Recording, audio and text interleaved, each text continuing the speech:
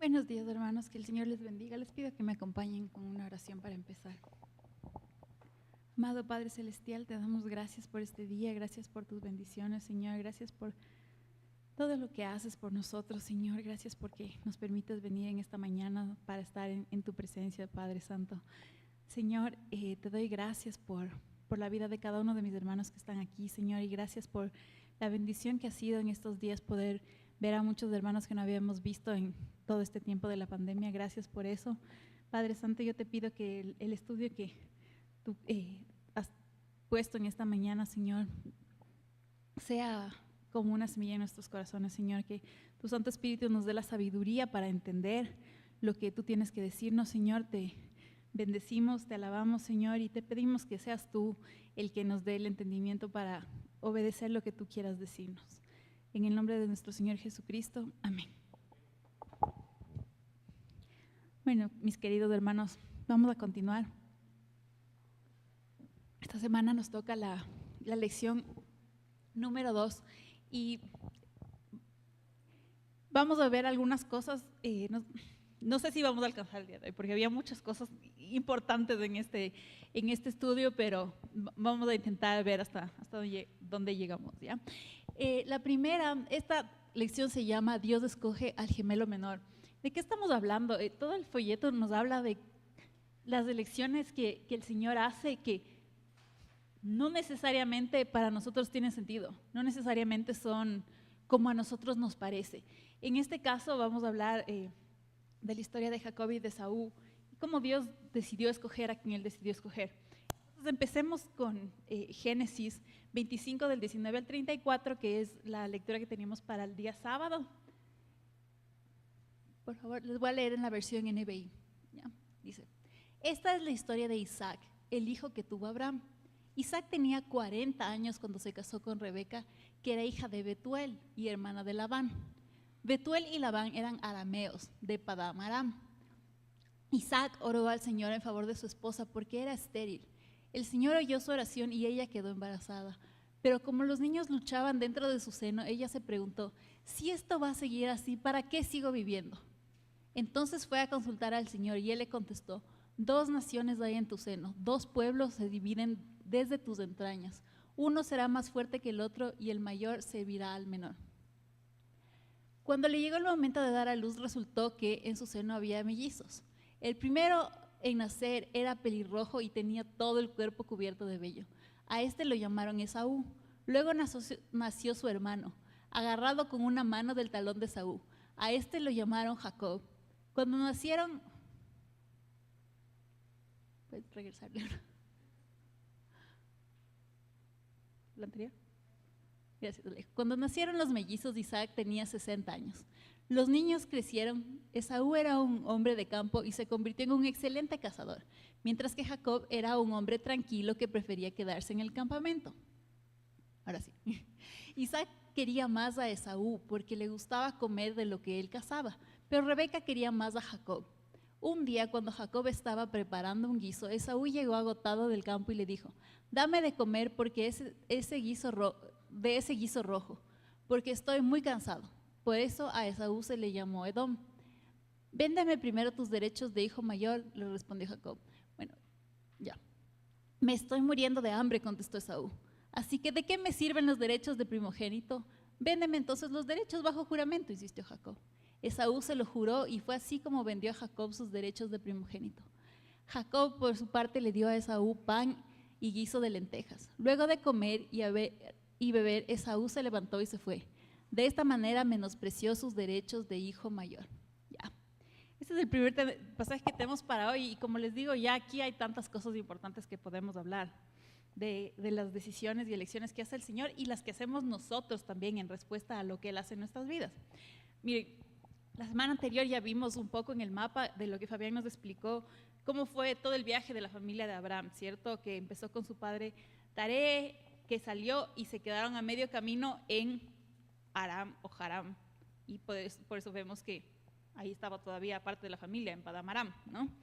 Pero Abraham fue llamado a continuar en este viaje, llamado por el Señor, y llegó a Canaán. Ya, entonces, pero parte de su familia, sus antepasados estaban por allá, atrás, ¿no? En Padán Aram. Entonces, Isaac tomó a Rebeca por esposa y le tomó,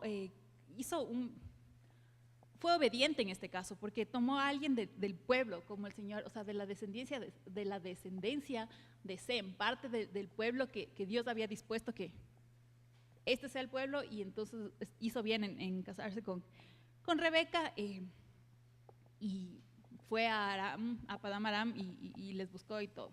El asunto que encontramos aquí es que Rebeca era estéril, y realmente no sabemos en qué momento Isaac empezó a orar por este tema, pero sabemos que se casó a los 40 con Rebeca y que recién a los 60 años que tenía él nacieron los mellizos, ¿ya? Entonces, no sé en qué punto de estos 20 años ya se le ocurrió orar por este tema, no sé si desde el principio, no sé si en el año 19, no tengo idea, pero el asunto es que él oró por esta situación. Y a continuación tenemos una de esas situaciones con la que creo que algunos de nosotros podemos identificarnos, y es que le pidieron esto al Señor, ¿cierto? Le pidieron que querían tener un hijo, ya, o hijos, no sé cómo le habrán pedido. Ya. Y el Señor dijo, sí, aceptado, concedido, ¿ya? Y cuando nos pasa a nosotros también, pedimos algo, y cuando el Señor nos da lo que pedimos, resulta que era más difícil de lo que nos imaginábamos que sería, ¿ya? Y esto nos puede pasar en muchas cosas. Vean, yo no tengo la menor idea de cómo se siente tener 2 bebés en el vientre peleando, ¿ya? Pero basada en mi limitada experiencia de tener uno solo en el vientre que se mueve así como si es que trataría de escaparse, me imagino lo incómoda que debía estar Rebeca.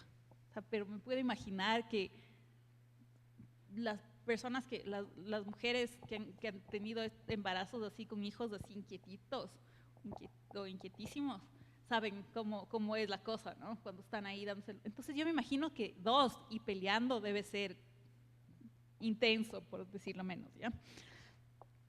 Y entonces Rebeca realmente se despechó, se decepcionó de la situación, ¿ya? Y ella hace 2 cosas. La primera es que se queja, ¿no? Y se queja de una forma como un poco dramática, ¿ya? Si así va a ser esto, entonces, ¿para qué vivo? Ya, ok.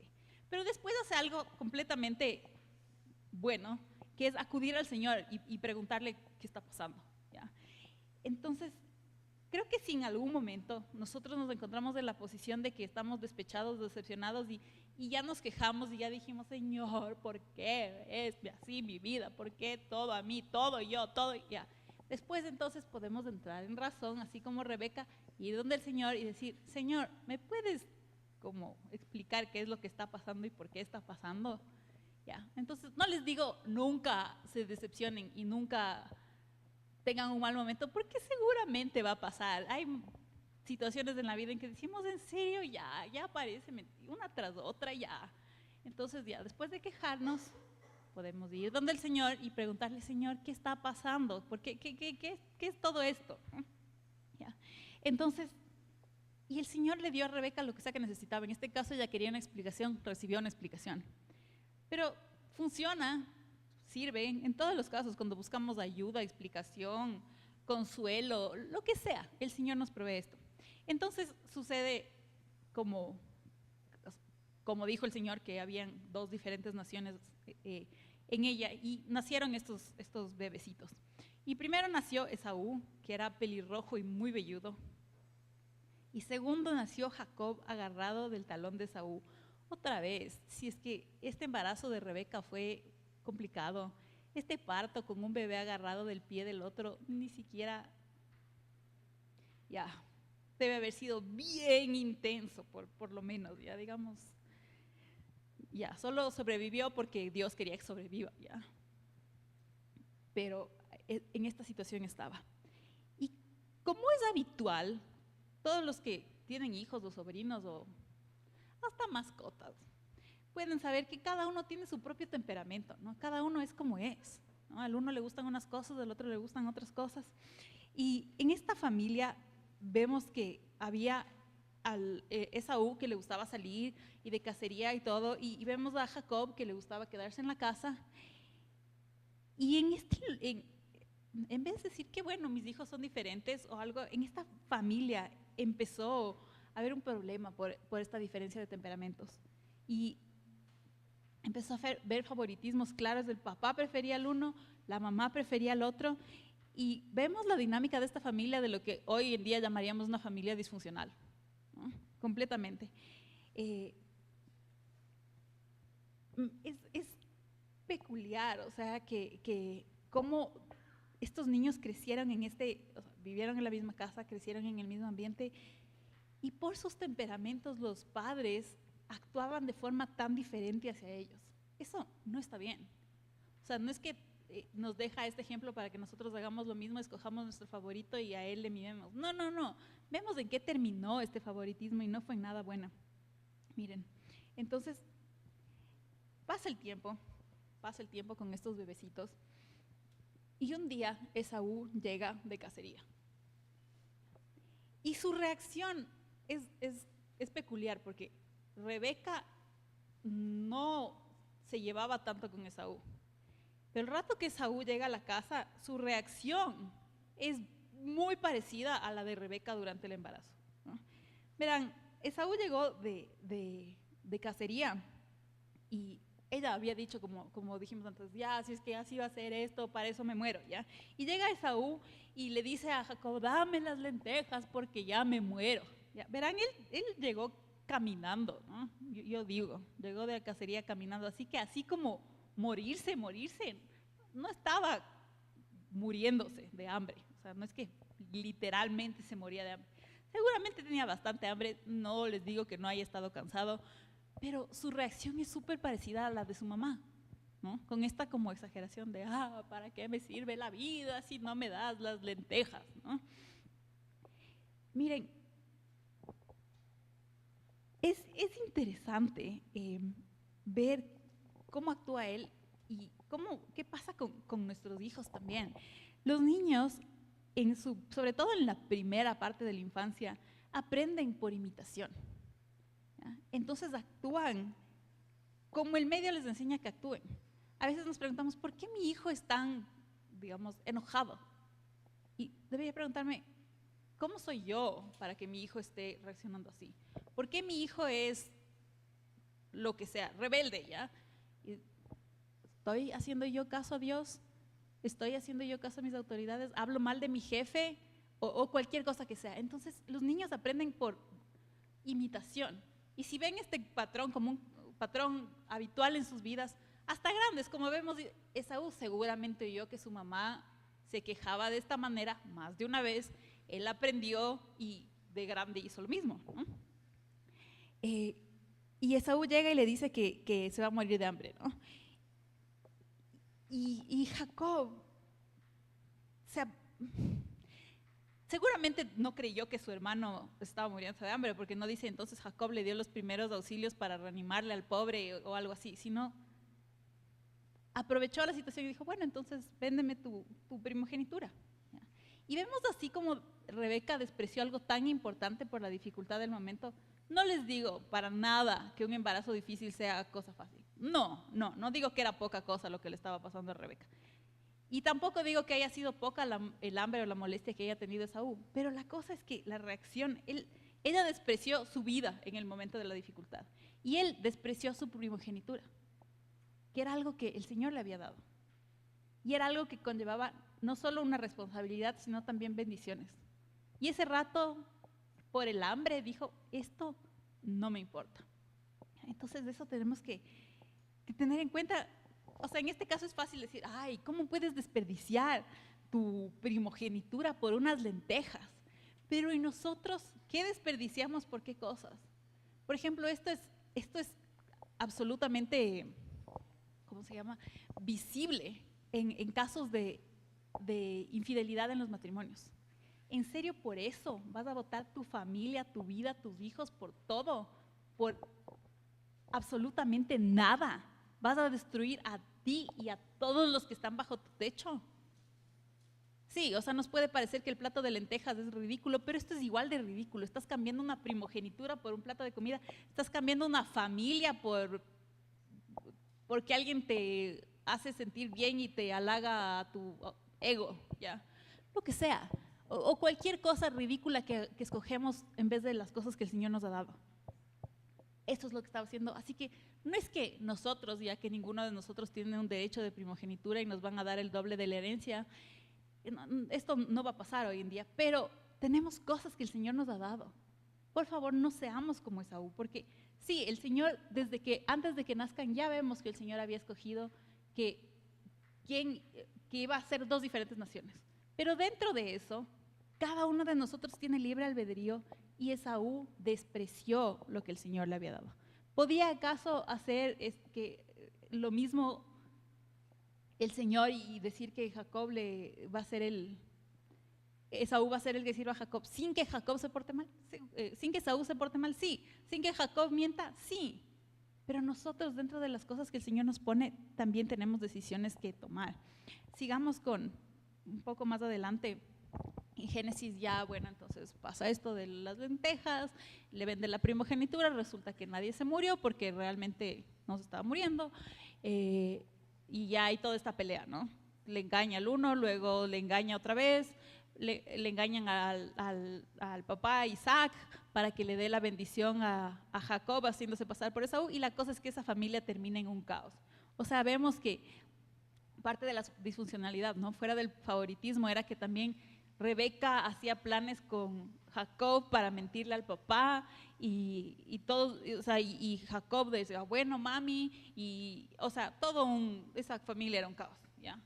Entonces, llega un punto en que Jacob tiene que huir porque Saúl le quería matar, ¿ya? Entonces, estamos en esa situación cuando llegamos al capítulo 28, así que como podrán ver, en 3 capítulos se destruyó esa familia. Y leamos desde el 10 hasta el 22. Dice, Jacob partió de Beerseba y se encaminó hacia Harán. Cuando llegó a cierto lugar se detuvo para pasar la noche porque ya estaba anocheciendo. Tomó una piedra, la usó como almohada y se acostó a dormir en ese lugar. Allí soñó que había una escalinata apoyada en la tierra cuyo extremo superior llegaba hasta el cielo. Por ella subían y bajaban los ángeles de Dios. En el sueño el Señor estaba de pie junto a él y le decía, yo soy el Señor, el Dios de tu abuelo Abraham y de tu padre Isaac. A ti y a tu descendencia les daré la tierra sobre la que estás acostado. Tu descendencia será tan numerosa como el polvo de la tierra. Te extenderás de norte a sur y de oriente a occidente, y todas las familias de la tierra serán bendecidas por medio de ti y de tu descendencia. Yo estoy contigo, te protegeré por donde quiera que vayas, y te traeré de vuelta a esta tierra. No te abandonaré hasta cumplir con todo lo que te he prometido. Al despertar Jacob de su sueño pensó, en realidad el Señor está en este lugar y yo no me había dado cuenta. Y con mucho temor añadió, qué asombroso es este lugar. Es nada menos que la casa de Dios, es la puerta del cielo. A la mañana siguiente Jacob se levantó temprano, tomó una piedra que había usado como almohada, la erigió como una estela y derramó aceite sobre ella. En aquel lugar había una ciudad que se llamaba Luz, pero Jacob le cambió el nombre y le puso Betel.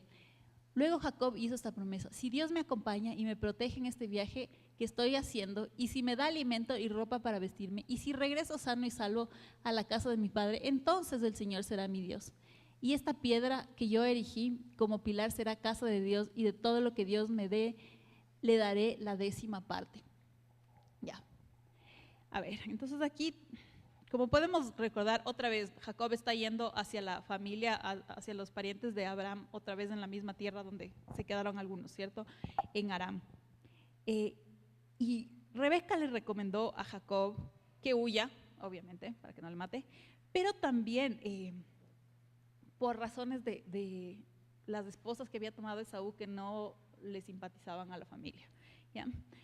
Y aquí Jacob tiene un sueño y una visión en la que ve los ángeles cómo subían y bajaban del cielo, y el Señor le dice algo que es muy interesante que debemos notar aquí, y dice, soy el Dios de tu abuelo Abraham y de tu padre Isaac.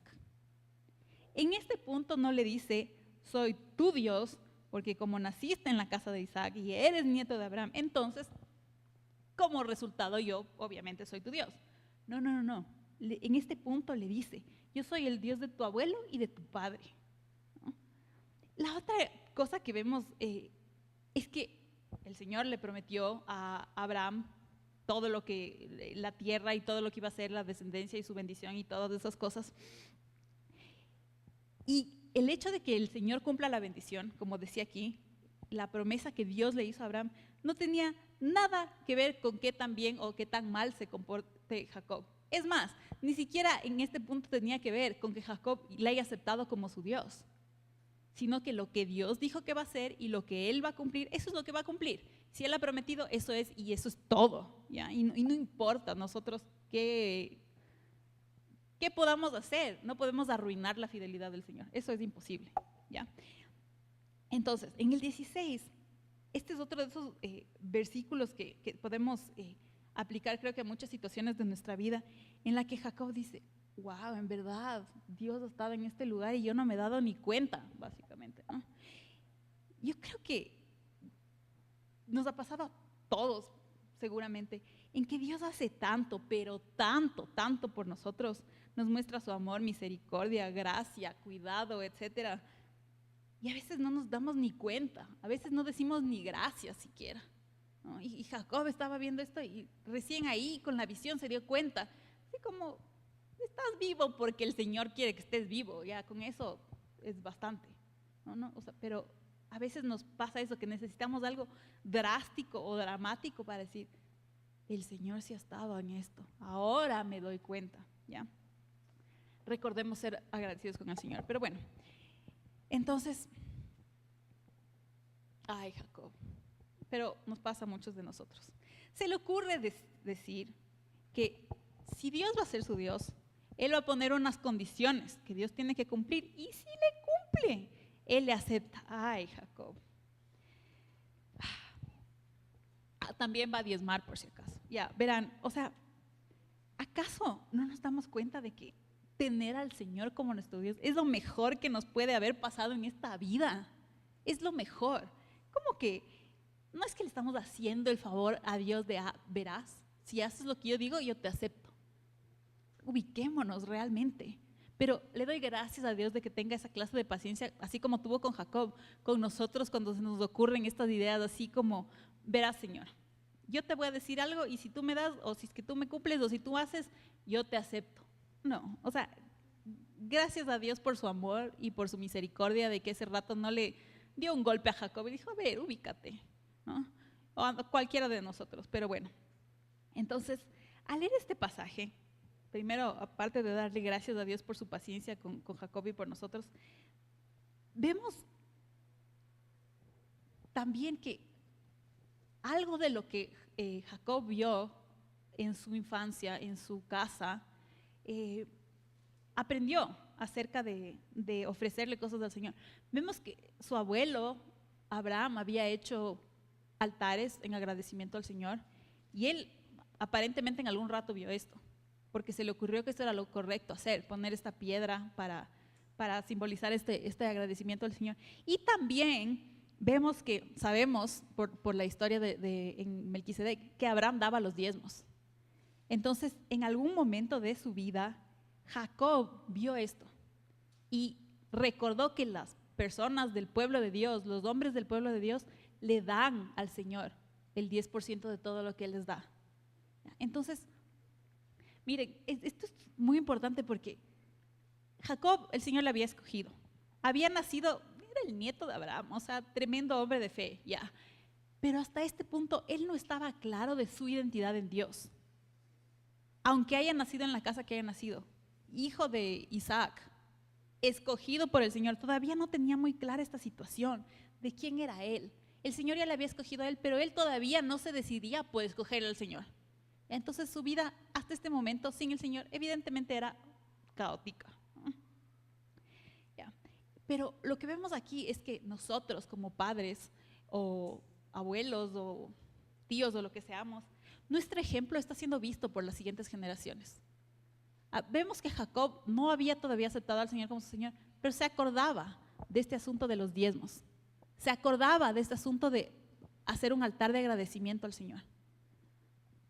se ubicaba en lo que pasaba cuando vio la escalera al cielo con los ángeles, de que se trataba de Dios, y no solo de un Dios, sino del Dios de su papá y del Dios de su abuelo. Él le reconoció. Entonces no creamos que si es que nuestros hijos todavía no han tomado decisiones, o nuestros nietos, o nuestras personas allegadas, significa que Dios no está haciendo nada. Ellos están viendo nuestro ejemplo y el Señor se hará cargo de todas esas cosas en su tiempo, ¿ya? Entonces, veamos la importancia del testimonio que tuvieron el abuelo y el padre. Así la familia haya sido disfuncional, lo que él hizo, lo que el abuelo y el papá hicieron, de lo que sabemos, de lo que registra la Biblia, sabemos que quedó de ejemplo. Lo bueno, lo malo también, como vimos en la historia, pero lo bueno también. Así que sabemos que esto está pasando. Ya. Ahora nos vamos a la parte del Nuevo Testamento, ya habiendo leído esta historia. Lucas 13, 23 al 30, nos dice: Señor, ¿son pocos los que van a salvarse?, le preguntó uno. Esfuércense por entrar en la puerta estrecha, contestó, porque les digo que muchos tratarán de entrar y no podrán. Tan pronto como el dueño de la casa se haya levantado a cerrar la puerta, ustedes desde afuera se pondrán a golpear la puerta diciendo: Señor, ábrenos. Pero él les contestará: no sé quiénes son ustedes. Entonces dirán: comimos y bebimos contigo y tú enseñaste en nuestras plazas. Pero él les contestará: les repito que no sé quiénes son ustedes. Apártense de mí todos ustedes hacedores de injusticia. Allí habrá llanto y rechinar de dientes cuando vean en el reino de Dios a Abraham, Isaac, Jacob, a todos los profetas, mientras a ustedes los echan fuera. Habrá quienes lleguen del oriente y del occidente, del norte y del sur, para sentarse en el banquete en el reino de Dios. En efecto, hay últimos que serán primeros y primeros que serán últimos. Okay, entonces, primero sabemos, por todo el resto del Antiguo Testamento y por esto que dijo el Señor Jesús, que llegó un momento en que Jacob sí tomó la decisión, ¿no? Y Jacob fue hecho Israel y de ahí salió el pueblo, ¿no? Entonces, aquí están hablando con Jesús así como, en serio, está como difícil la cosa, Señor Jesús. Le dice: a ver, ¿quién es el dueño de casa? ¿Quién va a cerrar la puerta? El dueño de casa. Él es el que va a decidir. Así como la otra vez cuando hablábamos del banquete, que dijimos: ¿quién es el que decidió invitar a los que no estaban invitados inicialmente? El dueño de casa. ¿Quién es el que abrió las puertas para su casa y dijo: hasta aquí llegan? El dueño de casa. El Señor es el que decide los momentos y los tiempos. Así que si nosotros estamos invitados, si el Señor nos ha estado llamando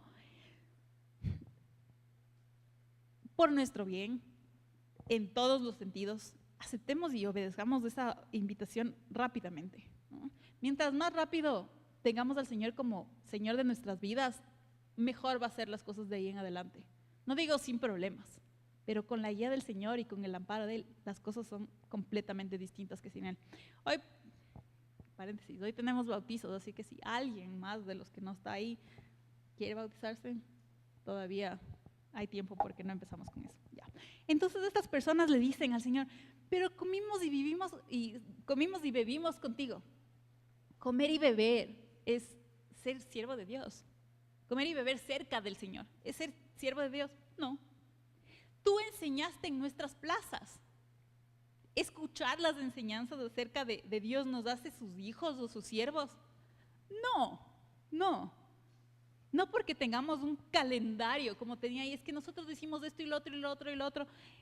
No porque tengamos un calendario lleno de actividades relacionadas con algo que suene cristiano, significa que estamos haciendo la voluntad de Dios. Estamos haciendo la voluntad de Dios cuando estamos cumpliendo lo que Él quiere que hagamos. Fin. No cuando estamos cerca, no cuando estamos adyacentes a lo que Él está haciendo o rodeados de personas que hablan de la palabra de Dios. No, o somos o no somos. Y como dice ahí, y va a llegar un rato en que Él va a cerrar la puerta y vendrán de todo lado, porque personas que sí quieran obedecer no faltan, ¿no? O sea, lamentablemente son pocos, pero ahí, como les dicen, ¿no? Vendrán de norte, sur, oriente, occidente, de todo lado para ocupar estos puestos, ¿ya? Igual que el Señor le dijo a Josué en Josué 1:7, ¿no? Sean valientes, sabemos, mira que te mando que te esfuerces y seas valiente, no temas ni desmayes porque el Señor tu Dios estará contigo. Pero si vemos de qué él estaba diciendo que sea valiente, era, sé valiente para cumplir toda la ley del Señor. El Señor Jesús le está diciendo lo mismo a este grupo de personas. Sean valientes, esforcémonos por seguir, por entrar por la puerta estrecha, ¿ya? Si yo intento entrar para el reino del Señor por las lindas cosas que hago, porque soy buena gente, no puedo, eso es imposible. No se trata de obras, se trata de gracia, recordemos eso. No hay nada que nosotros podamos hacer para ganarnos de eso, pero cuando se trata de aceptar la gracia, tengo que aceptar que Él, el Señor, es el centro de todo y no yo. Nunca entenderé por qué el Señor me eligió a mí o nos eligió a cada uno de nosotros, porque realmente no lo merecemos. Pero por gracia Él nos escogió y esa es la verdad. Y ahora está, por decirlo en una expresión deportiva, la pelota está en nuestra cancha y nosotros tenemos que responder. Él nos lo está invitando, Él nos está abriendo la puerta, Él ya extendió su gracia, queremos o no queremos.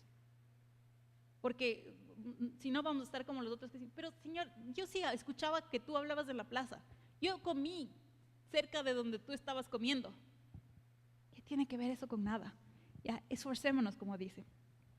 Yo no soy el personaje importante de la historia de mi vida, para nada. El centro de todo es el Señor, ¿ya? Así que eso es el punto, eso es lo que tenemos que entender, obedecerle y alabarle a Él. Y ahora vamos a Romanos. Creo que vamos a leer las dos partes de Romanos de corrido para poder hablar como una sola cosa de los dos capítulos, ¿ya? En miércoles teníamos una parte que es Romanos 6, mejor dicho, Romanos 9, 6 al 19. Les voy a leer. Dice: ahora bien, no digamos que la palabra de Dios ha fracasado. Lo que sucede es que no todos los que descienden de Israel son Israel. Tampoco por ser descendientes de Abraham son todos hijos suyos. Al contrario, tu descendencia se establecerá por medio de Isaac. En otras palabras, los hijos de Dios no son los descendientes naturales. Más bien se considera descendencia de Abraham a los hijos de la promesa. Y la promesa es esta: dentro de un año vendré y para entonces Sara tendrá un hijo. No solo eso, también sucedió que los hijos de Rebeca tuvieron un mismo padre, que fue nuestro antepasado Isaac. Sin embargo, antes de que los mellizos nacieran o hicieran algo bueno o malo, y para confirmar el propósito de la elección divina, no en base a las obras, sino al llamado de Dios, se le dijo a ella: el mayor servirá al menor. Y así está escrito: amé a Jacob, pero aborrecí a Esaú. ¿Qué concluiremos? ¿Acaso Dios es Dios injusto? De ninguna manera. Es un hecho que a Moisés le dice: tendré clemencia de quien yo quiera tenerla y seré compasivo con quien yo quiera hacerlo. Por lo tanto, la elección no depende del deseo ni del esfuerzo humano, sino de la misericordia de Dios. Ya, mejor esperemos de ahí, vemos esto y luego, si tenemos tiempo, pasamos al siguiente. Ya. Pablo se estaba lamentando, o sea, empezamos este pasaje con Pablo lamentándose porque veía que sus compatriotas de Israel, descendientes de Jacob, físicamente hablando, genéticamente hablando, estaban separados de Cristo, que sus compatriotas judíos estaban separados de Cristo. Y en esta circunstancia él nos dice: verán, el problema no fue la palabra de Dios, no es la palabra de Dios, no es Dios el que fracasó. No es que por falta de palabra de Dios ellos no entendieron, o por falta de algo de parte de Dios ellos están separados de Cristo. Ellos están separados de Cristo porque esta fue su elección. Así como si nosotros estamos separados de Cristo, es por nuestra elección, porque nos ha sido presentado el Evangelio, porque nos ha sido presentado todo lo que Él tiene para decirnos y nosotros tenemos que elegir. Así como Él hace esta elección extraordinaria, incomprensible en escogernos a nosotros tenemos que elegir de vuelta y tenemos que escogerle a Él, ¿no? Entonces, no importa que ellos eran parte del pueblo, de ciudadanos de Israel, pero no eran parte de Israel. Y decimos: ¿cómo puede ser eso? O sea, ¿cómo es que no todos los de Israel son de Israel? Miren, lo mismo pasa ahora en la iglesia. En teología a veces lo llaman la iglesia visible en comparación con la iglesia invisible. La iglesia visible es todas las personas que asisten a todas las iglesias y van, ya. Y dicen que son cristianos. Eso sería la iglesia visible, lo que nosotros vemos. Pero el Señor, que ve nuestros corazones, sabe quién sería la iglesia, como lo llaman en teología, invisible. ¿Quiénes de los que están sentados en los diferentes lugares actuando en los diferentes ministerios, comiendo o bebiendo, como decía el otro pasaje, de verdad su corazón está con el Señor. Y eso constituye la iglesia del Señor. No todos los que por nacer en Israel eran parte de la promesa. Nosotros, no todos por estar sentados en una iglesia o porque nacimos en una familia cristiana o porque lo que sea, no somos necesariamente parte. Somos parte cuando le escogemos a Él y le obedecemos de regreso. ¿Ya? Otro de los puntos importantes aquí es que no podemos justificar, utilizar lo que el Señor hace para justificar nuestro mal comportamiento. ¿A qué me refiero? Aquí tenemos un tema en el que nos podríamos ir de largo, pero no lo voy a hacer. Tenemos la predestinación y el libre albedrío. Porque dice, bueno, o sea, si es que realmente Dios ya le prefirió a Jacob, entonces no era culpa de Esaú. O sea, ¿qué más le quedaba que portarse mal? Porque ya, si Dios no le quería, entonces Dios es injusto y es malo y pobrecito Esaú, entonces podremos comprenderle. No, se trata de eso. El Señor escoge a cada uno de nosotros para el plan que Él quiera tener para nosotros. Si quería que el hermano menor sea el rey de la nación y que Esaú sirva en otra cosa, está bien. Si el Señor nos escogió para lo que sea que nos haya escogido, está bien. No significa que porque no me escogió para el trabajo que yo quería que me escoja, o para el puesto de servicio, para el ministerio que yo quería que me dé, entonces el Señor no me quiere y es injusto y es malo, entonces como yo estoy predestinado a no ser querido por el Señor, entonces me portaré mal porque ya, ¿qué más queda? Absolutamente no. El Señor no es injusto, pero a veces nosotros creemos que merecemos otra cosa y que el Señor ha sido injusto con nosotros, que merecemos más fama, dinero, estatura, lo que sea, ¿ya? Miren, no utilicemos eso, no utilicemos las cosas que el Señor escoge para justificar nuestro mal comportamiento. Él es el alfarero, nosotros somos del barro, nosotros somos la vasija. Él podrá usarnos para lo que Él quiera, ¿ya?